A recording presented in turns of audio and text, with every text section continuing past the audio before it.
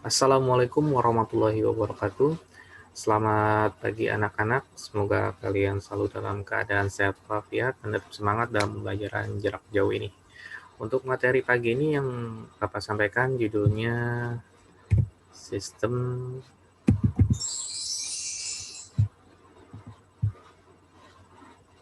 Pencernaan pada Manusia.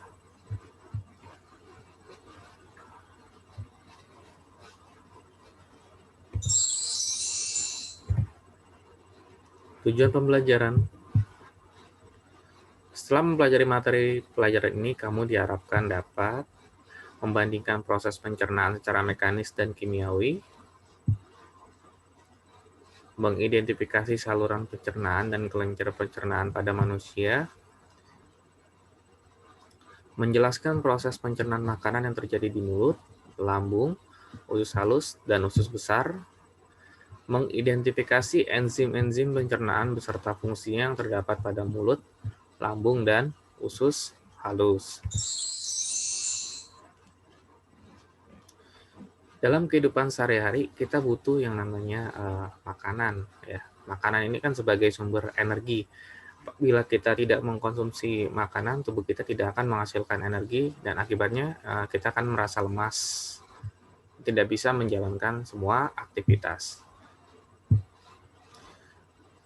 Fungsi makanan sebagai sumber energi untuk pertumbuhan, mengganti sel tubuh yang rusak,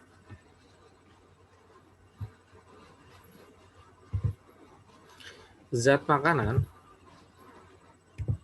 ini ada karbohidrat seperti jagung, nasi, kentang, dan pisang. Kemudian protein ini daging, ikan, udang, dan ayam. Kemudian lemak ini biasanya pada daging ya, lemak ini.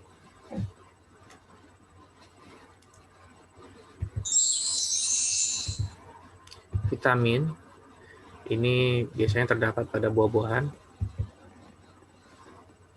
Kemudian mineral air ya, juga terdapat pada buah-buahan dan sayuran. Semua zat ini sangat diperlukan untuk tubuh kita ya.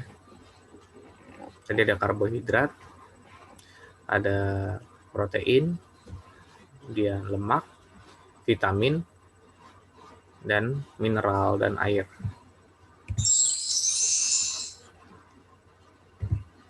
Proses pencernaan.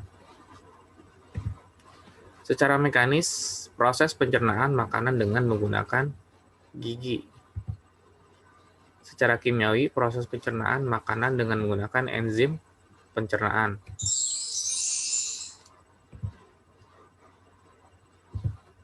Saluran pencernaan ini pertama mulut, dua kerongkongan, tiga lambung, usus halus, usus besar, dan berakhir di anus.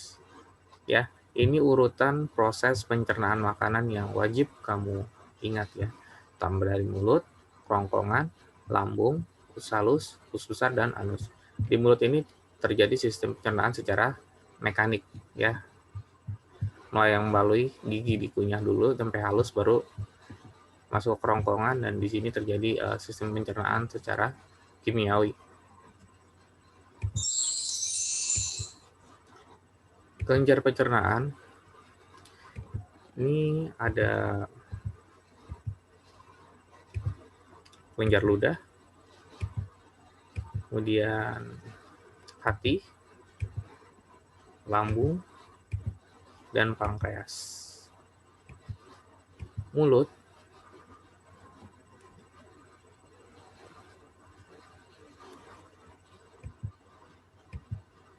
Pada mulut terdapat gigi, lidah, dan kelenjar ludah.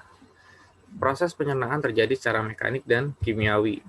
Terdapat enzim petialin yang berfungsi mengubah karbohidrat menjadi glukosa. Kerongkongan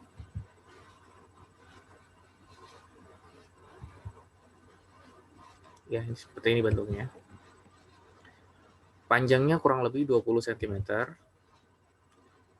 Pada pangkal kerongkongan terdapat epiglotis yang menutup saluran tenggorokan pada saat kita menelan makanan.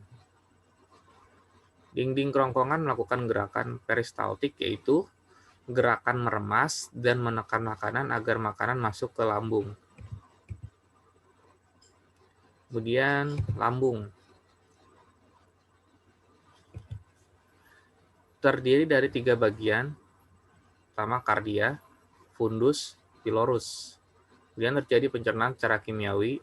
Enzim pencernaan yang terdapat di lambung ini untuk membunuh mikroorganisme, itu asam lambung ya, untuk mengaktifkan enzim pepsinogen menjadi pepsin. Enzim pepsin ini mengubah protein menjadi pepton, dan enzim renin ini untuk mengumpulkan protein pada susu. Nah, di dalam lambung ini ada 2 enzim ya yang bekerja nih, enzim pepsin dan renin ya.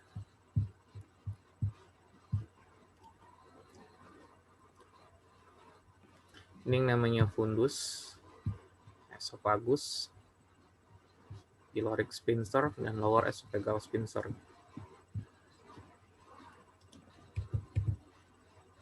Kemudian usus halus.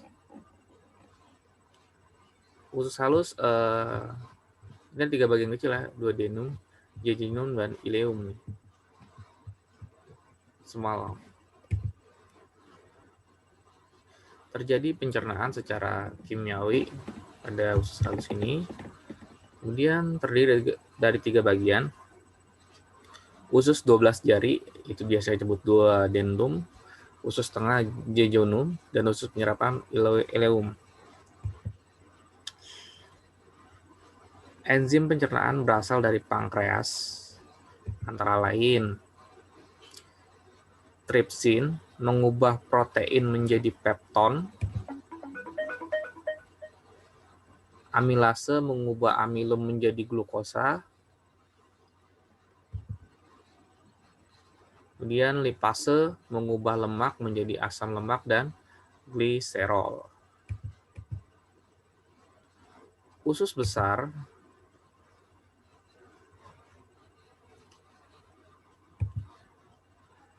terjadi pengaturan kadar air pada sisa-sisa pencernaan makanan atau feses dan pembusukan sisa makanan. Terdapat bakteri E. coli yang berfungsi untuk membusukkan sisa makanan dan menghasilkan vitamin K. Fungsi usus besar untuk mengatur kadar air pada sisa-sisa makanan. Ya, sebelum sampai ke anus ini diolah dulu di usus besar nih. Ya.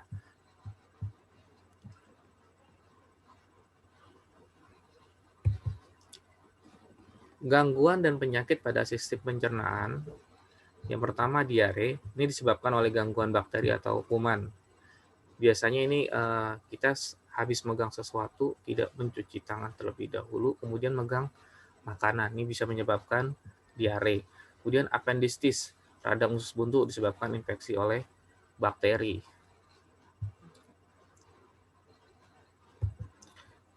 Kemudian MAH disebabkan oleh makanan yang tidak teratur. Ini karena asam lambungnya terlalu tinggi ini ya. Kemudian ulkus atau radang dinding lambung disebabkannya tingginya asam lambung atau HCl. HCl ini asam klorida ya. Ini bahaya nih, penyakit ini bisa menyebabkan kematian kalau dibiarkan terus-menerus. Kemudian sembelit atau konstipasi, penyerapan air di usus besar berlebihan. Dia ini 6 parotis atau gondok disebabkan membekaknya kelenjar parotid. Ya, seperti ini. Parotitis atau gondokan disebabkan oleh membekaknya kelenjar parotid.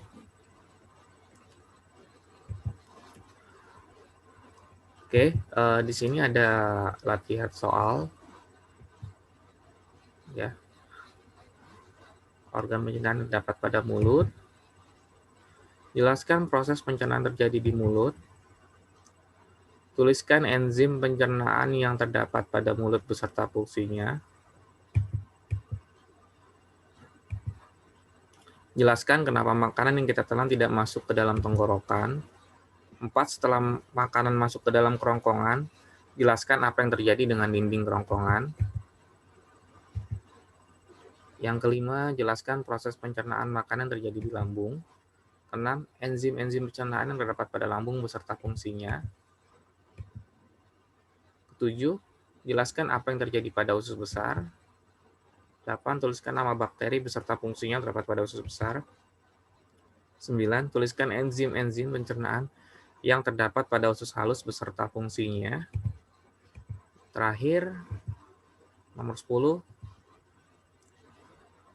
Tuliskan bagian-bagian usus halus, ya.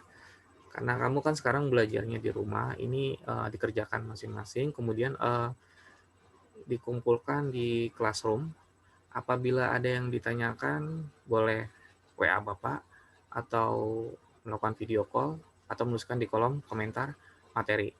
Ya, untuk tugasmu hari ini seperti biasa resume tetap dikirim, kemudian latihan, ya, soal plus jawaban, seperti itu. Terima kasih, Bapak akhiri. Wassalamualaikum warahmatullahi wabarakatuh.